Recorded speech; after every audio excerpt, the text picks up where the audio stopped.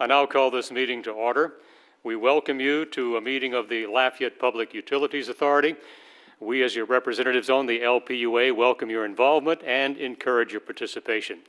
This meeting is a public hearing. If you wish to address the LPUA on any item on the agenda, please fill out a blue Request to Address the LPUA form, noting the agenda item number. That blue form is available to you in the foyer, and you should submit it to the council clerk, Ms. Veronica L. Williams, seated to my left in the middle, prior to the call on the agenda item. It's important to fill in the blue form completely and note the specific agenda item number about which you wish to speak. If the card is not legible to the clerk, you will not be given the opportunity to speak. If you have materials you wish to submit to the LPUA, please give those to Ms. Williams along with your blue form. In an effort to allow everyone an opportunity to be heard, the 5-minute rule will be in effect. Speakers shall refrain from debating, personal attacks, and from making confrontational or derogatory comments. I'm requesting that the first row to my left be used for media only. Food and drinks are not allowed in the auditorium, and all phones and electronic devices shall be silenced from this point forward. I'm also requesting that anyone who approaches the LPUA state their name and the title for the official record. Meeting procedures are by resolution and not by Robert's Rules of Order. Documents, including agendas, ordinances, resolutions, and minutes related to this and other meetings are posted online at LafayetteLA.gov, or you may refer to the web address at the top of the agenda. I do not have any chair announcements. Are there any announcements from the LPUA membership? Okay, thank you. Mr. Mayor President, do you have anything to add to the meeting? Okay, thank you, sir.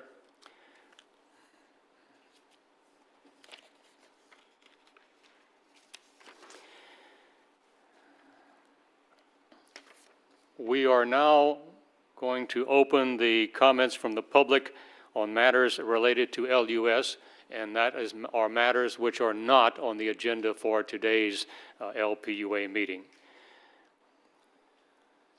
And I understand we do have one blue card, is that correct? Yes, sir. I will make this announcement. Prior to recognition, this portion of our meeting is an opportunity to make your voice heard before the LPUA, the administration, and the public. This is the time to speak about LUS topics that are not included as agenda items. Please, we request that all matters regarding specific LUS employees be directed to the administration and that it not be addressed at this public forum.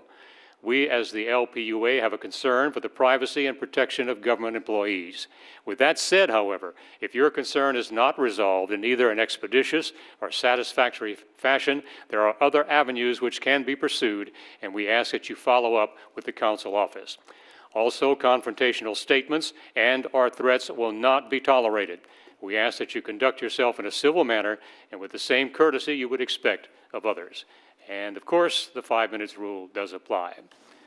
Ms. Williams, first blue card, please. Simon Mahan. Mr. Mahan, either podium, sir.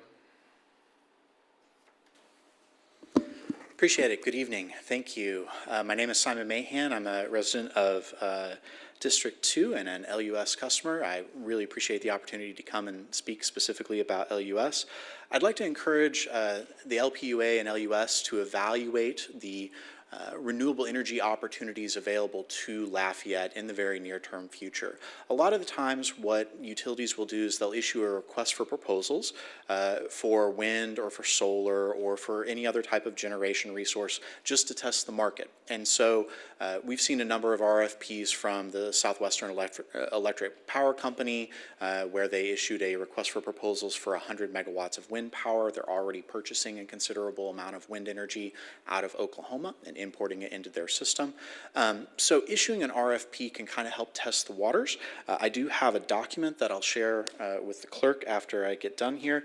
It's from Lazard Associates. It's a fairly large investment banking firm out of New York. Every year they come up with a new report on the cost of renewable energy and cost of other generation technologies to compare them against one another. The Lazard Associates levelized cost of energy comparison analysis is very well respected within the industry. industry. The Mid-Continent Independent System Operator, or MISO, actually uses Lazard Associates as one component with regards to its forward-looking analyses. But effectively, what the most recent Lazard Associate document shows is that wind power and solar power are some of the lowest cost new power generation resources available. So if we're looking to procure new energy resources in Lafayette in the near term future, renewable energy should at least be one of those types of resources. Something else kind of exciting, the Mid-Continent Independent System Operator, or MISO, whenever wind generators or solar power generators begin the development process, what they'll do is they'll enter into a list for study in the MISO system, the grid system, to make sure that the grid is taken care of, that they are not causing any electrical problems or causing excessive costs or that sort of thing. This is called the MISO queue. The queue is a way that you can kind of figure out and see where different renewable energy development companies are prospecting for potential development. The most recent queue that I looked at here recently, there was a significant amount of solar power that was being looked at in the MISO South region, so Arkansas, Louisiana, and Mississippi. And we even had a 48 megawatt solar power system being evaluated here in Lafayette Parish. And so if we issue a request for proposals, we might be able to draw out some of these proposals that are getting looked at in the MISO queue system and potentially get some better benchmarking prices so that we can make a decision in the future as to whether or not we end up buying renewable energy. Of course, the name of the game is low cost energy, low cost capacity. If those resources end up being the cheapest, we can go ahead and purchase them. If they're not, let's put them on the shelf and wait for a little bit while longer. But at a minimum, issuing an RFP can help us get into the market and better understand what some of the real pricing components are. And with that, I appreciate your time. Thank you, sir, and do turn in the documents. Any other blue cards, Ms. Williams? Yes. Thank you, ma'am. Moving on to the agenda, we'll first look at the resolutions up for consideration. Just a reminder that this is a public hearing. Blue sheets are available for anyone wishing to address the council. And again, the 5-minute rule does apply. And Jeremy, would you please read? Resolution 6, 2017, LPUA, a resolution of the Lafayette Public Utilities Authority approving the extension of water and sewer services outside of the corporate limits of the City of Lafayette in accordance with Ordinance 30, 2015, LPUA 112 Ridge Road. Need a motion? Motion by Mr. Lewis, second by Ms. Cook. Any LPUA discussion? Terry. We have 2 resolutions on our agenda dealing with the same topic matter. Would you give us a brief explanation, please? Yes, in both cases, these individuals are outside the city, would like to see city water or are signing a petition so they can become annexed into the city, but it takes a while for that process to go through. So they've asked for permission to receive water service from us in the interim. And if for some reason that, and part of the contract we have with them in that arrangement, if some instance that they decide not to go follow up on their end after we provide them with water, if they don't decide not to get annexed into the city, then we can disconnect them. Any questions for Mr. Huval? Okay, thank you, sir. Any blue cards? Yes, sir. Then let's call for the vote, please. District 3, Yes. District 6, Yes. District 7, Yes. District 8. Yes. Motion is approved. Next resolution, please. Resolution 7, 2017, LPUA, a resolution of the Lafayette Public Utilities Authority approving the installation of a water meter outside of the corporate limits of the City of Lafayette in accordance with Ordinance 30, 2015, LPUA 745 Ridge Road. We need a motion, please. Motion by Ms. Hebert, second by Mr. Lewis. Any LPUA discussion? Any blue cards? Yes, sir. Let's go for the vote, please. District 6, Yes. District 7, Yes. District 8, Yes. District 3. Yes. Motion is approved. One ordinance for final adoption. Would you read, Jeremy? Ordinance 2, 2017, LPUA, an ordinance of the Lafayette Public Utilities Authority amending the fiscal year 16-17 operations and maintenance and capital improvements budget of the Lafayette City Parish Consolidated Government to make appropriations adjustments within the Utilities Department. Motion, please. Motion by Ms. Hebert, second by Ms. Cook. Any discussion from the LPUA? Mr. Lewis. Mr. Yuval, can you come see, please? Can you give me a little more information about how this will work, in a sense? What are we asking for? What, the entire budget revision or just a particular aspect of it? Particular aspect of it. Okay, which one, having to do with the lineman? Yes. Okay, so here's a situation we've been dealing with for some time, is there's a very very high shortage of linemen who are interested in working in that field. And what's been happening over the last several years is we've been hiring people at entry-level positions, training them, and then a couple of years later, they go work for one of the other neighboring utility companies because they're paying a lot more than what we're paying. And this has been going on for quite a while, to the point that about 25% of our top-class lineman positions are unfilled. And at one point, there was no way to deal with that unless you dealt with the pay plan as a whole. The Civil Service Department has now come up with a mechanism that you can address situations like this, where if it's just for linemen where we're having a market problem, to be able to address that. And so the purpose here is to bring our linemen pay to the level that's comparable to the other utility companies around here. I'll be more specific: Slimco, Entergy, and Clico, the ones that hire our guys away, and to be able to keep them at a wage that's similar to what those individuals are making, so we can keep those linemen here working for us, and we can attract the linemen to stay with our organization.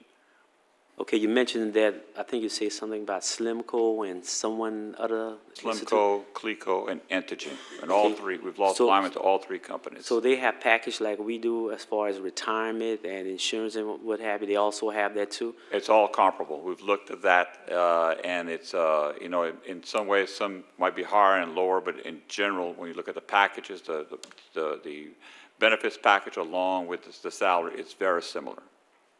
Okay, because I know a lot of people come to work for LUS or the government because of the package that we do offer, the retirement, sick leave, and holiday pay, and what have you. And I know you're comparing it with Slimco, but I don't know if they have a package like we do. So, and I understand what you're saying. Once we train them, they more or less go to these other companies. That's what you are saying. So I have to take your word for it. But some of my constituents reached out to me and saying that the raises or whatever you want to boost their pay up is pretty hefty, and according to some of the other employees, they're not getting anything. So, and if any of those other employees want to become linemen, I'll be happy to hire them. But that's not what's happening. Well, I don't think they want to be linemen, but they just saying that why is the LUS providing a pretty good salary where some employees not even getting what you're proposing they will get these linemen. So I'm just kind of curious about your rationale behind why you want to give them that pretty good increase. Yeah, I mean, I would prefer not having to put a pay raise on the agenda before you. But the problem is that from a business perspective, we have to have qualified linemen. So how long that been going on? That's been going on for years. And so now you're finally realizing what's going on. Yeah, this after all these years. But here's what the challenge has been: is that the only way to make an adjustment in lineman pay would be to adjust everybody's pay in the government. And which is really not the smart thing to do from a business perspective. If it turns out that where you're having hemorrhage at is one particular area, so it ought to be addressed. Well, civil services come up with some new rules that allow us to look at a particular classification, like the classification of linemen, and say, look, if that's where you're having the hemorrhage, if that's where you're having an issue where you can't attract people, you can't keep people, then that's the area that ought to be addressed. And so that's why we have the opportunity now to be able to come to you with this budget revision. Because of civil service? No, because we have the tool to use it now. We have the tool to be able to do so. No, in your department, we're only talking about the linemen, right? That's right. So there's no tool that you can use for other employees in your department? Yeah, we can if there's a similar situation. However, it does have to go through civil service. Pardon me? Civil service still has to call. Civil service still has to make the call on it in the end, but what we're saying is that there's no other position that we have at LUS where we're having this kind of problem, where we're having a situation where we can't keep the people that we're training because they're leaving to go work for other companies making more than we can pay them. How many employees are we talking about? Linemen? Mike, can you tell me? Well, how many total linemen? Huh? 41. So we talking about 41 employees getting perhaps what you are asking us to approve? All 41 are getting an adjustment? Yes, they're getting some type of adjustment. All 41 is correct. Do you have a figure amount? I'll pull up the budget revision. Let's see, the approval for the remainder of this fiscal year will be $250,000. Per year? That's for the rest of this year. And that's not counting benefits as far as retirement or whatever, that's just that's correct. increase, not counting retirement. That's, well, the $250,000 includes all of the benefits that go along with that increase. So if the retirement, when a person makes more money, then the retirement retirement benefit goes up. Also. Right, I understand. So 40 employees at whatever the raise, and I know it's pretty hefty, you're saying about $207,000 with perks, with benefits. Right, that's for the remainder of this fiscal year, that's correct. Okay, thank you. Is that it, sir? Could you hit your button one more time? Thank you. Any other discussion from the LPUA? Blue cards? Yes, sir. Let's call for the vote, please. District 7, Yes. District 8, Yes. District 3, Yes. District 6. Yes. Motion is approved. And that is the agenda. This meeting is adjourned.